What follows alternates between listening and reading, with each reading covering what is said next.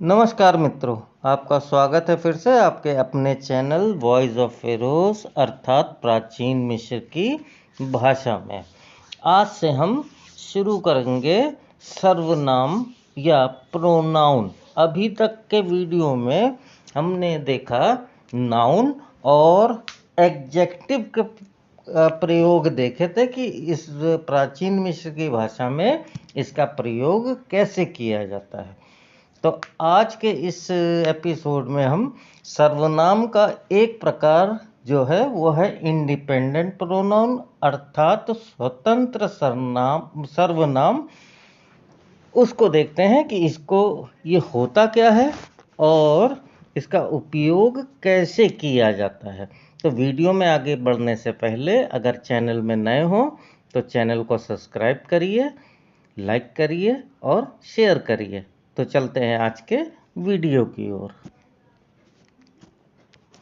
तो जैसा कि हम सभी जानते हैं कि सर्वनाम क्या है। सर्वनाम वास्तव में संज्ञा अथवा संज्ञा वाले वाक्यांश के स्थान पर प्रयोग होने वाले शब्द हैं। Pronoun a word that is used in place of noun और a phrase that is contain of noun. तो वास्तव में सर्वनाम तीन प्रकार के होते हैं। ये तीन प्रकार हैं। पहला है इंडिपेंडेंट प्रोनाउन है जिसको स्वतंत्र सर्वनाम कहते हैं। दूसरा है फिर सफिक्स प्रोनाउन जिसे प्रत्यय सर्वनाम कहते हैं। और तीसरा है डिपेंडेंट प्रोनाउन जिसको हम आश्रित सर्वनाम कहते हैं। तो आज के इस एपिसोड में हम देखेंगे इंडिपेंडेंट प्रोनाउन अथवा स्वतंत्र सर्वनाम को हम कैसे प्राचीन मिस्र की भाषा में पढ़ सकते हैं। तो वास्तव में इंडिपेंडेंट प्रोनाउन या स्वतंत्र सर्वनाम क्या है कि वह सर्वनाम है जो वाक्य में अकेले भाग लेते हैं।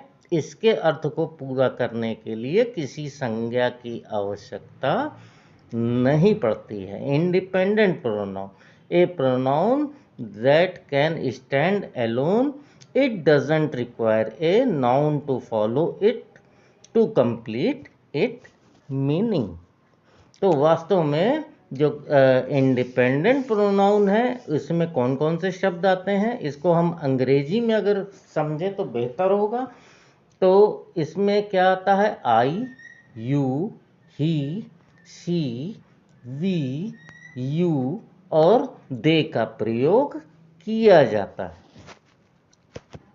तो चलते हैं पहले फर्स्ट पर्सन सिंगुलर की तरफ, मतलब प्रथम पुरुष एकल वाक्य को हम कैसे पहचानेंगे। तो वास्तव में ये किसी संज्ञा या किसी भी शब्द के पहले लिखे जाते हैं। और वास्तव में अब क्या है कि ये पहला जो आपके स्क्रीन पर दिखाई दे रहा है ये है अंग्रेजी का आई या हिंदी का मैं है। तो वास्तव में इसको कैसे लिखते हैं तो ये देखिएगा कि जो पहला ऊपर का शब्द दिया हुआ है आपको मैंने बताया था, इसको हम या तो NW नू या फिर आई और एन इन के द्वारा लिख सकते हैं। अब इन के साथ में तो यहाँ पर वास्तव में नू का प्रयोग हम नहीं करेंगे। किसका प्रयोग करेंगे? इन का प्रयोग करेंगे। और इसके बाद दूसरा शब्द कौन सा आया? के या का आया। तो वास्तव में ये क्या बना? ये बना इनक बना, इनक। और इनक का शब्द होता है मैं या अंग्रेजी का आई होता है। इसको दूसरी प्रकार से कैसे प्रदर्शित कर सकते हैं? अब पहले वाले उदाहरण में आपको एक बैठा हुआ व्यक्ति दिखाई दे रहा है तो ये वाला, और दूसरे शब्द में क्या होता है? बैठा हुआ व्यक्ति हो सकता है आपको न दिखाई दे। तो इन दोनों का एक ही अर्थ होता है इनक होता है, INK, और इनक का अर्थ होता है आई या मैं। तो इसका प्रयोग कैसे करते हैं देखते हैं। तो पहला उदाहरण देखते हैं। तो इसमें क्या है, अब ये दो शब्द क्या बना, ये दो शब्द बनेगा इनक बनेगा।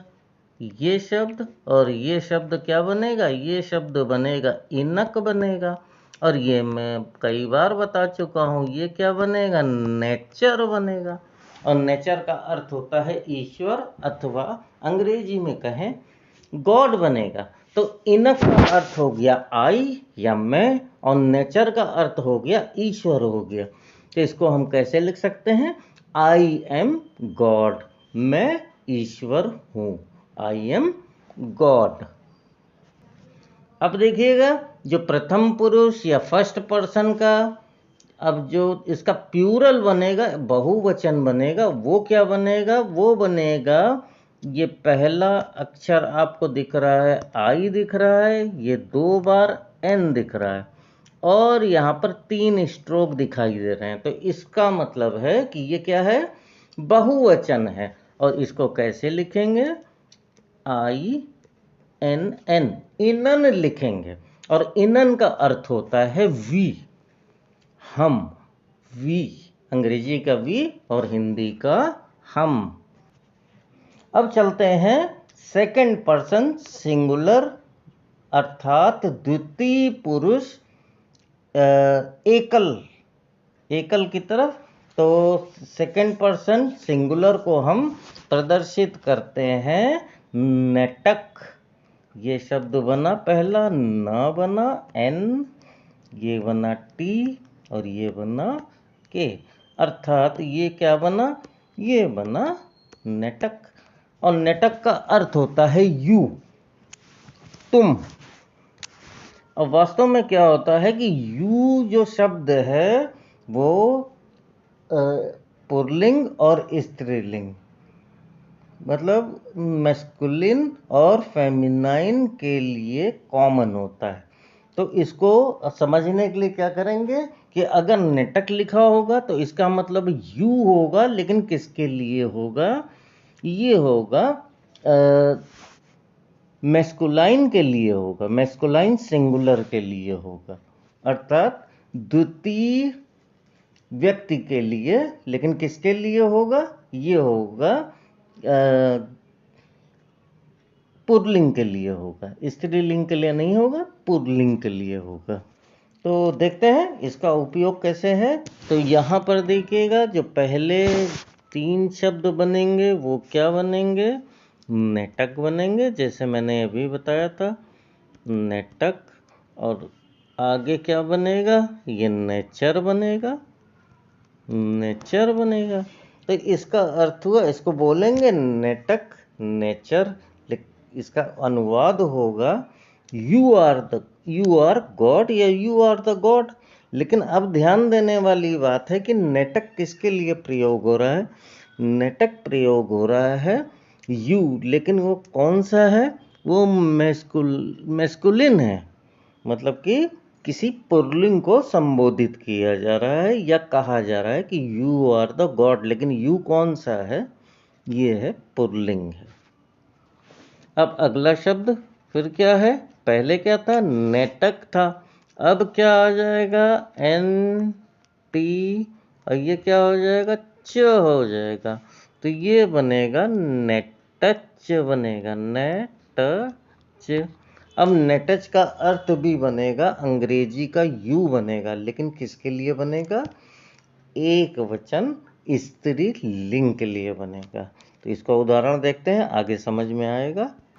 तो देखिए इसका प्रयोग कैसे करेंगे। तो अब यहाँ पर जो पहले 3 शब्द बनेंगे वो बनेंगे नेटच बनेगा। तो नेटच का अर्थ क्या हुआ, यू, लेकिन किस में, ये बनेगा फेमिनिन में बनेगा यू। उसके बाद क्या बनेगा, अब क्योंकि ये नेटच शब्द स्त्रीलिंग है, इसीलिए अब नेचर को क्या लिखा जाएगा, नेचरेट लिखा जाएगा, जैसा कि मैंने आपको पहले बताया था। यहाँ क्या आएगा? नेचरट आएगा, क्योंकि क्या है, ये स्त्रीलिंग है। तो इसका क्या अर्थ होगा? इसका अर्थ होगा यू आर गॉडेस हो जाएगा आपके, आप देवी हैं, ये तुम देवी हो। अब देखिए सेकंड पर्सन जो होगा प्लूरल बनेगा, तो उसके लिए क्या उपयोग करेंगे? उसके लिए उपयोग करेंगे तो देखिए पहला शब्द एन बनेगा, फिर टी बना, फिर च बनेगा, न बनेगा। तो इसको क्या लिखेंगे? एन टी नेट चैन, नेट चैन बनेगा। और नेट चैन को भी क्या कहते हैं? यू कहते हैं, लेकिन किसमें? बहुवचन के रूप में कहते हैं।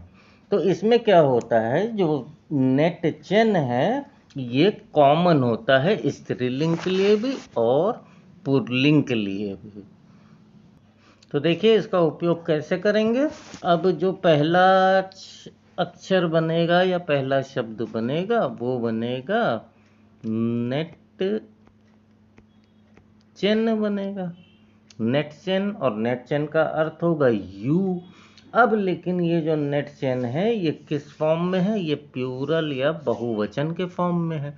तो इधर क्या हो जाएगा? नेचर वू हो जाएगा, नेचर वो हो जाएगा। तो इसका अर्थ होगा यू आर द गॉड्स, आप ईश्वर हैं। लेकिन ईश्वर वास्तव में किस रूप में है? ये ईश्वर है बहुवचन के रूप में है।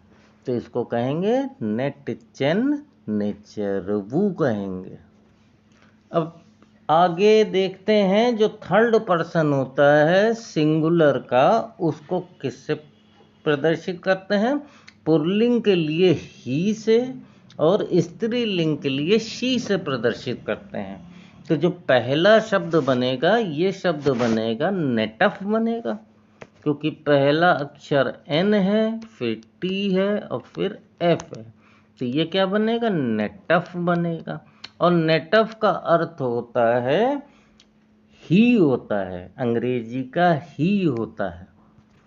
तो इसका प्रयोग कैसे करेंगे? फिर वो बहुत आसान है। तो ये बनेगा नेटफ बनेगा, और नेटफ का अर्थ होगा ही। और ही कौन सा है? थर्ड पर्सन सिंगुलर है।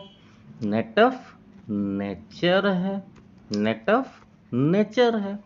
तो इसका अर्थ होगा he is God, he is God.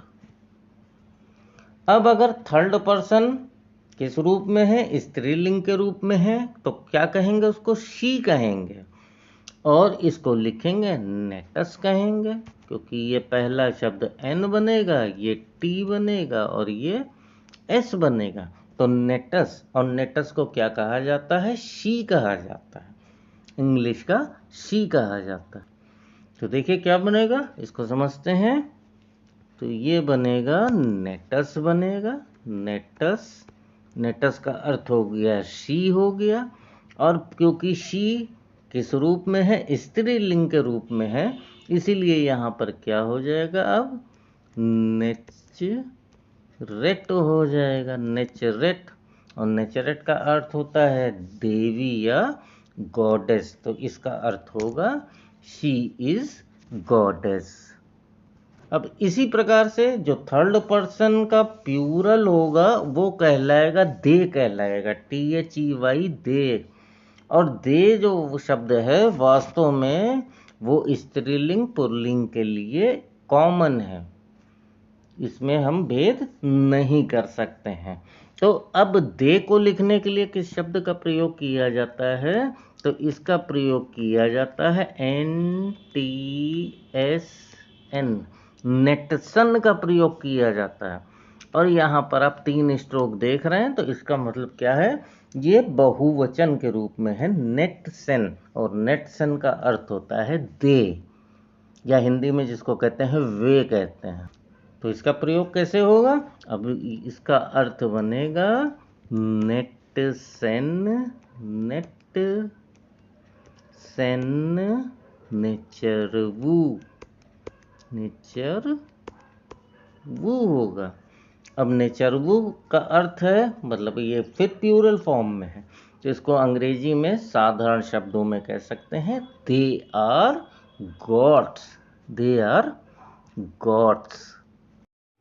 अगला महत्वपूर्ण जो शब्द है वो पऊ है।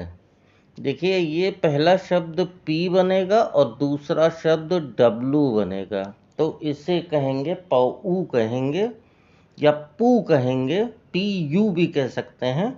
तो इसका अर्थ होता है किसी नाउन या प्रोनाउन के बाद में जब इसको रखा जाता है तो इसका मतलब होता है दिस या दीज होता है। इसको वास्तव में दो प्रकार के चिन्हों से दिखा सकते हैं। तो पहला चिन्ह तो मैंने ये बताया, पऊ ऐसे बनेगा, और दूसरा जो चिन्ह बनेगा ये बनेगा। वास्तव में क्या है कि पहला शब्द तो पी ही है, कई बार डब्लू शब्द को इस प्रकार से लिखकर प्रदर्शित करते हैं। तो आगे जितने भी मैं उदाहरण दूंगा तो ये डब्लू वाला जो ये चिन्ह है, जो मुड़ी हुई रस्सी जैसी जो चिन्ह है, मैं उसके माध्यम से और आपको उदाहरण दूंगा।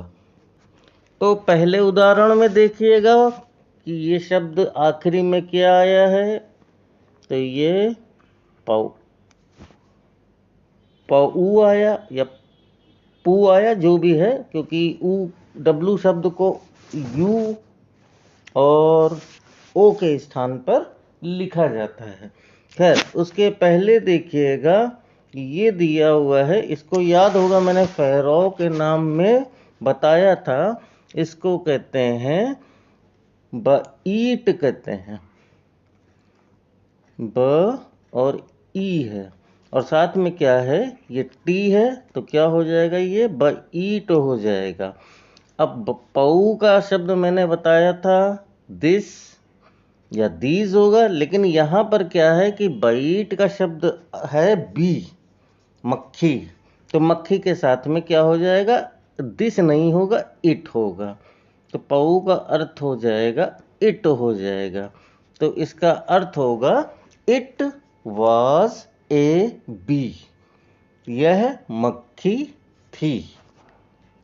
अगले उदाहरण में देखिए, तो ये जो दो शब्द हैं, इसको आपको याद होगा कि ये शब्द बनता है मऊत बनता है, MW के साथ में टी लगाते हैं, जिसका अर्थ होता है मदर। अब इस दूसरे वाले चिन्ह को मैं आपको पिछले वीडियो में बताया था इसके बारे में। ये क्या होता है, ये होता है, इसको लिखते हैं हा टई लिखते हैं, हा टई, और उसके साथ में ए लगा देते हैं, हाटई। ए का अर्थ होता है नोमार्च या गवर्नर। और फिर क्या होगा, फिर ये पऊ है, तो पऊ के लिए फिर क्या लगेगा, इट लगेगा। तो पूरा जो इसका उच्चारण बनेगा मऊत हाटई ए पऊ। इसका अर्थ होगा it is no march mother, it is the no march mother, मतलब यह है किसी गवर्नर की माता है, मदर है। अब अगले उदाहरण में देखिए क्या है। अब ये जो पहला शब्द बना है इनक बना है, तो जैसे अभी मैंने बताया था, इनक का अर्थ होता है मैं या आई, और उसके बाद क्या लगा हुआ है, फिर पू लगा हुआ है या पऊ लगा हुआ है, तो इसका अर्थ होगा इनक पऊ, it is I, it is I. अगले उदाहरण में देखिएगा, तो ये क्या शब्द बनेगा, पहला शब्द बनेगा आई क्यू आर, और साथ में क्या है, ये प्लूरल है, तो इकर का अर्थ होता है कैपेबल। और अब यहाँ पर क्या दिया हुआ है, कई पुरुष है, तो इसको लिखेंगे इकर वू, और फिर क्या आया आखिरी में, पऊ आया, इकरवू पऊ। तो अब क्योंकि यहाँ पर बहुवचन है, प्लूरल आ गया है, तो इसको इट नहीं लिखेंगे, इसको लिखेंगे दे। तो इसका अर्थ होगा they are capable man, they are capable man. अगले उदाहरण में देखिए, अब यहाँ पर 3 शब्द आ रहे हैं। पहला शब्द बनेगा टा, बनेगा, टा का अर्थ होता है लैंड या जमीन। ये बनेगा नेफर, बनेगा नेफर, नेफर का मतलब ब्यूटीफुल या वंडरफुल। और ये पऊ बनेगा फिर से,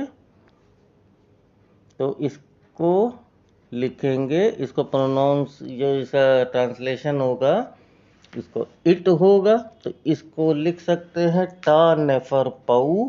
इसका अर्थ होगा it was a wonderful land या it is a wonderful land, क्योंकि अभी टेंस पर नहीं ध्यान दे रहे हैं, जो अर्थ निकल रहा है उसको प्रेजेंट या पास्ट में हम लिख सकते हैं, उसका कोई अभी ऐसा इशू नहीं है। अब अगले उदाहरण की तरफ चलते हैं।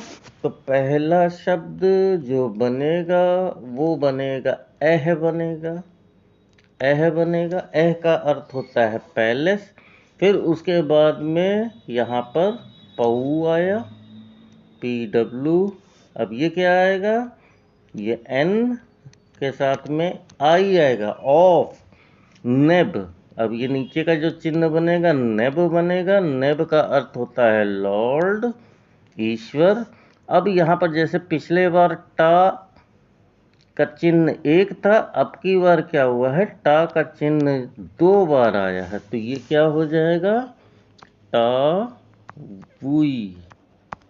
तो इसका अर्थ होगा एक पऊ नई नेब टा वुई।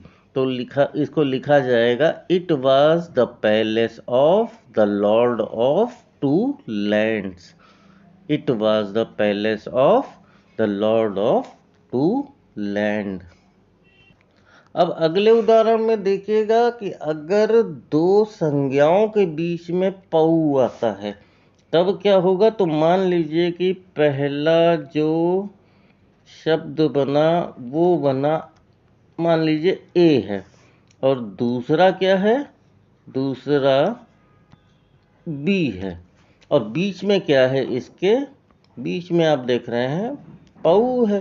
तो जो ऐसे स्थानों पर क्या करते हैं, इसका सीधा सीधा मतलब होगा कि ए पऊ बी लिखा हुआ है। अगर 2 शब्द लिखा हुआ है उसके बीच में पऊ है, एक शब्द ए है दूसरा बी है, तो इसको ट्रांसलेट करते हैं B is A, B is A. तो पहला जो शब्द बना ये बना डमई बना, क्योंकि ये डी है, ये मई है, मई है, और ये आई जो है इसका फोनेटिक कॉम्प्लीमेंट है, तो इसको लिखने की आवश्यकता नहीं है। तो डमई का अर्थ होता है हार्बर, होता है, डमई का अर्थ होता है हार्बर। और जब दूसरा जो चिन्ह है ये पिछले बार मैं बता चुका हूँ कि इसको क्या लिखेंगे, इसको लिखेंगे इमनेट, लिखेंगे इमनेट, इसको लिखेंगे इमनेट, लिखेंगे। और इमनेट का अर्थ होता है वेस्ट, होता है। अब क्या हुआ कि डमई हार्बर, पहला शब्द डमई है, डमई का अर्थ हार्बर है, बीच में क्या लगा हुआ है, पऊ लगा हुआ है, और उसके बाद जो शब्द लिखा हुआ है इमनेट है, तो इमनेट का अर्थ होता है वेस्ट, होता है। तो इसका जो ट्रांसलेशन बनेगा वो बनेगा the west is harbour, the west is harbour. अब अगले उदाहरण में फिर देखते हैं। अब देखिएगा यहाँ पर बीच में फिर पऊ का निशान है, लेकिन यहाँ पर जो ए शब्द बनेगा ये बनेगा हरवू, बनेगा हरवू बनेगा। और हरवू का मतलब होता है हॉरस, हॉरस जो इनके ईश्वर हैं उनका नाम है। अब जो दूसरा शब्द बनेगा ये बनेगा, वास्तव में ये दो शब्दों से मिलकर बना हुआ है। ये पहला जो बनेगा नेब, नेब का मतलब होता है लॉर्ड या ईश्वर, और फिर यहाँ पर दो लैंड दिखाए गए हैं। इसका मतलब है कि नेब टा वुई हो जाएगा। ये दोनों लैंड मिलकर क्या बनेंगे, टा वुई, दो वचन बनेंगे। तो इसका अर्थ होगा the lord of two land is Horus. The lord of two land is Horus. अब जो अगला चिन्ह आप देख रहे हैं इसको बोलते हैं शेप्सेन। वास्तव में जो ऊपर का चिन्ह है ये शेप है, और ये जो दो सीधा स्ट्रोक दिख रहा है ये सेन है। तो शेप का अर्थ होता है बोलना और सेन का अर्थ होता है दो बार। तो वास्तव में किसी भी स्पेस चिन्ह के बाद अगर शेप सेन का चिन्ह दिखाई पड़ता है तो क्या करते हैं, उस शब्द को दो बार बोला जाता है। इसका उदाहरण देखते हैं। तो देखिए पहले वाले, इस पहले चिन्ह में ये क्या है, इनक है। इनक है, इनक का अर्थ होता है आई या हिंदी का मैं। दूसरा शब्द बना नेचर बना। नेचर का अर्थ होता है गॉड या भगवान, ईश्वर। अब उसके बाद में क्या चिन्ह लगा हुआ है, शेप्सेन है। तो अगर वास्तव में शेप्सेन का चिन्ह ना लगा होता तब क्या कहते, इनक नेचर, आई एम गॉड। लेकिन अब जब शेप सेन का चिन्ह लगा बोला जाएगा इनक नेचर, इनक नेचर। इसका अर्थ होगा I am God, I am God. एक उदाहरण और देखते हैं दो बार बोलने वाला। तो ये जो शब्द है ये वास्तव में ये शब्द बनता है, ये माँ बनता है एम और ए के साथ में, और फिर नीचे क्या बनता है, ये ए बनाता है। तो माँ, माँ ए बनेगा, माँ ए बनेगा। अब क्योंकि शेप्सेन इसके आखिरी में क्या लिखा हुआ है, आखिरी में शेप्सेन बना हुआ है, तो क्या इसका प्रोनाउंसिएशन होगा, इसको उसका उच्चारण बनेगा दो। अब माँ ए, एक बार नहीं हम दो बार बोलेंगे, तो माँ ए, माँ ए। तो इसका मतलब होगा ट्रू। वास्तव में माँ ए का मतलब होता है सत्य, और सत्य को बोलते हैं ट्रू। अब इसको दो बार बोलेंगे माँ ए, माँ ए, तो वास्तव में इसका मतलब क्या होगा, इसका अर्थ होगा ट्रू, ट्रू। लेकिन वास्तव में क्या होगा कि सही है, सही है। अगर दो बार बोला जाए तो इसका मतलब है कि हाँ एकदम सही है। तो इसका वास्तविक अर्थ होगा वेरी ट्रू होगा। इसके साथ ही अब आज का ये एपिसोड ख़त्म होता है। अगले एपिसोड में हम बचे हुए दो प्रोनाउन, एक डिपेंडेंट प्रोनाउन और एक सफिक्स प्रोनाउन के बारे में जानेंगे। तो चैनल ख़त्म करने के पहले, इस एपिसोड को ख़त्म करने के पहले आप अगर चैनल में नए हैं तो चैनल को सब्सक्राइब करिए, लाइक करिए और शेयर करिए। मिलते हैं अगले वीडियो में, जब तक के लिए जय हिंद।